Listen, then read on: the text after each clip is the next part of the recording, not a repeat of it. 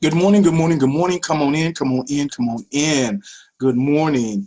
I'm going to be not before you very long today. I want to get right into it. I know many of you are just waking up. I know many of you getting ready to go to work, so I will value your time. Let me jump right into this.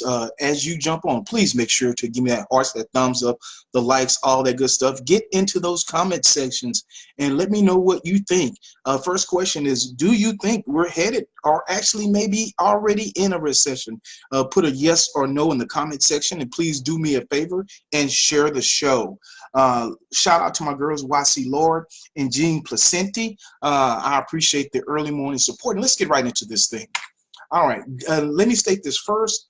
This video is for educational and entertainment purposes only. Please consult your tax or financial professional regarding your personal situation. And that's kind of what we're going to be talking about, your personal situation. So if you are jumping on, this is 3 steps to prepare for the coming recession. So let's get right into this. So you won't think this is just me saying this.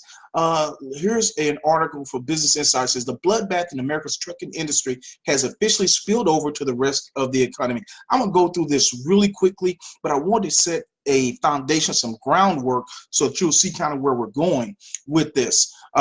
So we'll get through this. The inverted yield is a sinister sign for a forthcoming recession, and investors are freaking out that a downturn is nigh. Nigh obviously means near.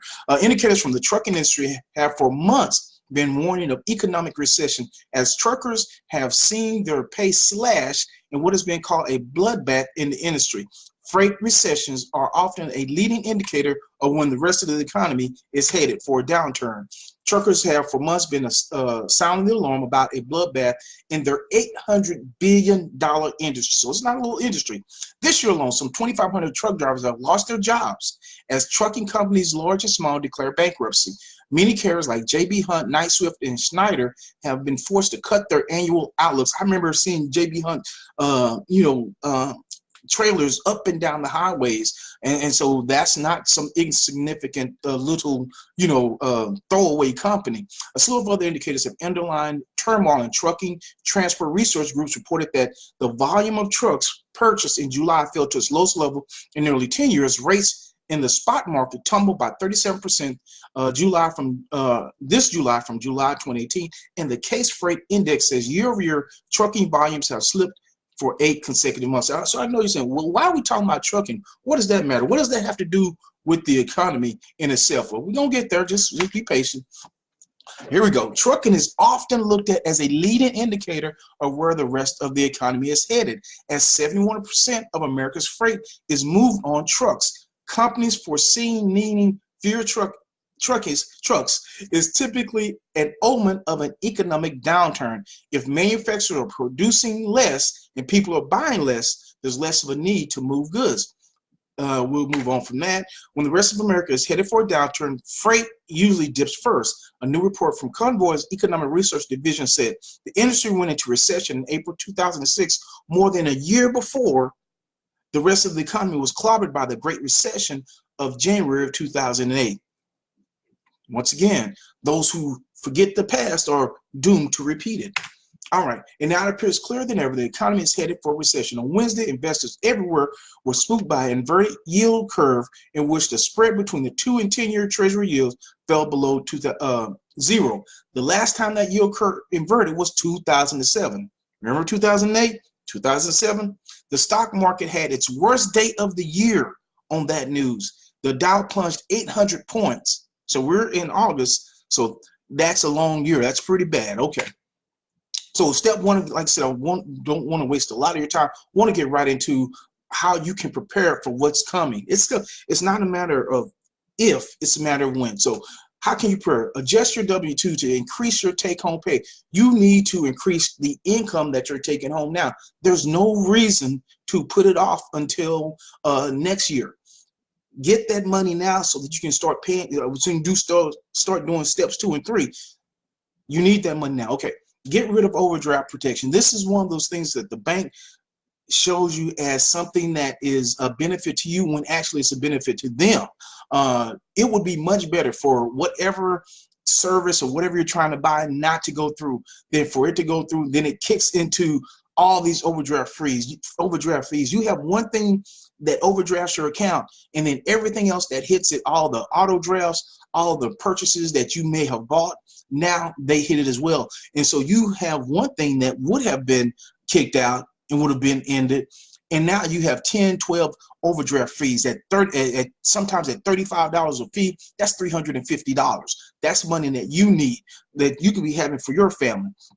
And so a lot of times those what they call protection is not a necessary component of the account, but you have to tell them you don't want it. Okay, separate bank accounts for everyday and utility bills. This is really important. What you want to do, you don't want your everyday spending to be able to be accessed by your account that you spend bills. Many times people have those accounts together. Well, here's what can happen. Let's say, for instance, you're going to the gas station, you put your card in there, it becomes compromised, or your card becomes compromised somehow.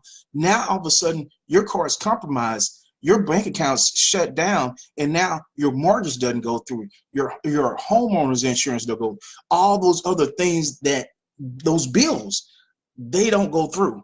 So what I would encourage you to do is separate into two accounts. Have your everyday spending account, blah, blah, blah. Have your bill paying account. So, and those two should not be accessed. One should be completely separate from the other. You can even have them at two separate banking institutions if you want to. All right, increase your credit score. Why do that? Well, a higher credit score can save you money. Right now, what it's about getting more money into your households. That's kind of where we are. Now is the time. Now is not the time really to be spending as much as it is the time to be saving, because you will need this money. So higher credit scores can save you money. That's right. And also during tough times, credit becomes tighter as they become more restrictive, as it kind of shuts down more and more of the system. Less credit is available, and it keeps you from it can keep you from being employed. As you know, the recession hits and many people lose their job, guess what? There are going to be some jobs that are going to be available. But one of the factors in many jobs now is your credit rating. So right now, whether it's, hey, get ahead of this thing right now, whether you're looking for another job, you're trying to get another job, make sure that you get your credit to the level as good as it can be, as good as you can get there, and that takes time. So now is the time to start. Don't start later, start right now. And step number 3 is to reduce your debt. Well, well, it sounds good, but what does that have to do with preparing for a recession? Well, you'll just have less to worry about. Just imagine if you have credit card debt, you have medical bills, and you have a loss of income. That's really stressful. Obviously, losing income is always going to be stressful, but how much less stress will you have if you are debt-free to the degree that you can get there? You'll also be able to help others. That's really important, because others are going to be going through the difficult times. They didn't prepare.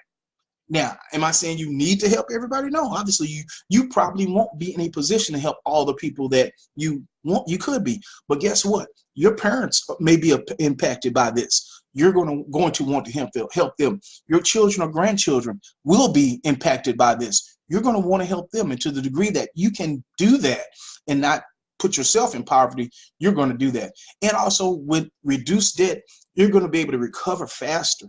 As your debt is down when the recovery comes, and it will, but we don't know how serious this recession is going to be.